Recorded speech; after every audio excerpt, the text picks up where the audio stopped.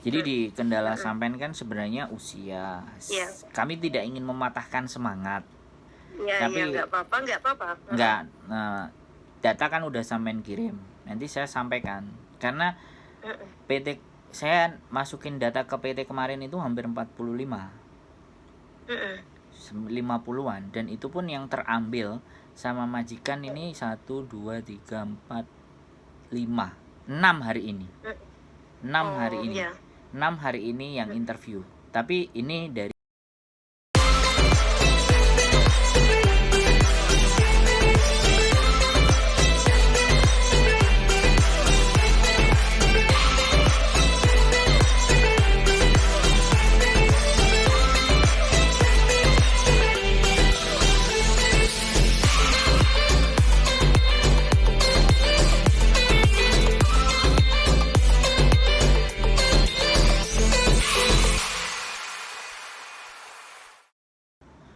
PT naruh ke agent yang lain saya nggak ngerti, tapi dia pasti laporan ke saya kalau terambil.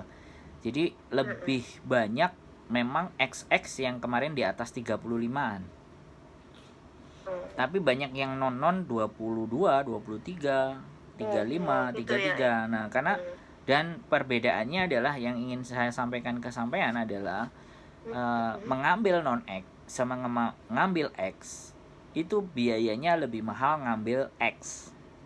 Oh gitu ya Pak. Makanya ini tak ceritakan ya, sekali lagi tak konten supaya teman-teman juga bisa paham.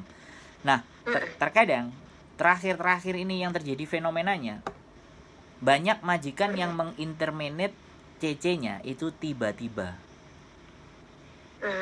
Faktornya dari apa sih Mbak? Faktornya dari kemarin COVID, bayarin CC-nya kan mahal. Iya katanya, iya. Nah begitu sekarang posisi sudah normal, so simple kan, mereka nggak mau keluarin duit kan, orang Hongkong kan begitu tuh. Ya satu-satu mungkin yang memang dia ya nggak masalah lah duit buat saya gitu kan, tapi kita ambil rata-rata kan orang Hongkong perhitungannya istimewa kan. Iya. Tapi makanya kita coba, nanti kita kirimkan, saya sampaikan ke bagian biodata, Pak ini orangnya semangat. Nah soalnya kan keluhan-keluhan sampean itulah yang mulai sudah tua kan pasti banyak. Dan saya sangat memahami kalau orang-orang yang sudah lama di Hong Kong dan sudah tua dan tahu Hong Kong pasti akan mencoba mencari pekerjaan yang enak dan mudah. Iya. Sedangkan di Hong Kong pekerjaan ya begitu-begitu kan, semuanya pasti berat. Baru mulai mandi jam 12, tidur jam 11, tidur jam 1, jam setengah 2. Itu kan hal yang wajar, bangun-bangun jam 6. Itu kan bukan sesuatu. Tapi kayak kemarin ada satu yang cerita ke saya, ibu-ibu, neneknya sudah tua, biasanya bangunnya itu bisa diatur, disetting sama dia setengah 2. Nah ternyata karena semakin panjangnya usia, jam setengah 2 bangun, jam 12 bangun. Nah dia komplain. Iya Pak, saya juga jobnya orang tua makanya. Nah ya jadi udah kayak gitu. Makanya kan saya ceritain kan ke sampean kan sudah mengalami. Jadi si CC-nya saya anggap CC. Kalau saya bilang sih sebenarnya ibu kan hampir 19 atau 21 tahun. Dia bilang saya kalau kamu suruh bangun 2 kali nggak bisa. Nah sedangkan nenek ini nggak bisa diapa-apain kan. Iya. Mau nggak mau kita jam 1 jam 12 bangun, jam 2 juga bangun.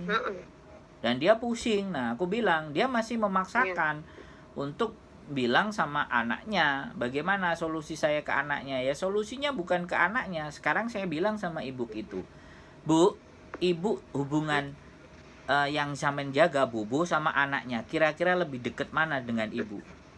Ya hubungan anak sama bubunya kan? Iya kan? Justru dia nyari kita, nyari mbak-mbak kita itu untuk menghandle itu gitu. Nggak mungkin dia belain CC-nya. Nah saya bilang, dah ibu itu memaksa, ngomong sampai setengah jam, hampir 1 jam 47 menit. Nah itu loh faktornya. Makanya saya tidak hanya sekedar mau memberangkatkan orang, tapi saya perhitungkan di situ gitu. Karena masalah yang masuk ke saya itu macem-macem. Salah Iya, satunya kalau berbagi yang usia macam tua ya. itu udah begitu. Jadi dia udah pening, kadang-kadang tidur udah nggak bisa, pusing, besok pagi nggak fit. Nah, kalau nggak fit, Ah, kerjaan nggak jalan, majikan kan emosi. iya. Artinya masalah. Mm-mm. Lah kalau sudah jelas fisiknya bermasalah, bagaimana saya harus bisa memberangkatkan? Kan Iya, begitu. kadang ada yang bilangnya, alah udah berangkat aja, boleh aja, kan gitu. Karena banyak yang terjadi break intermittent karena hal itu. Dan Iya. saya mencoba mengamati dari mana sih masalahnya. Ternyata penjelasan di awal itu tidak dilakukan oleh agent atau PT. Mereka hanya berorientasi pada untung, tidak berorientasi kepada kesehatan sampean itu apakah mumpuni ketika dapat majikan yang A, yang B, yang C, yang D. Apalagi jaga anak, nganterin sekolah yang harus uber-uberan, naik Supa, posisi kayak umurnya sampean, coba. Ada.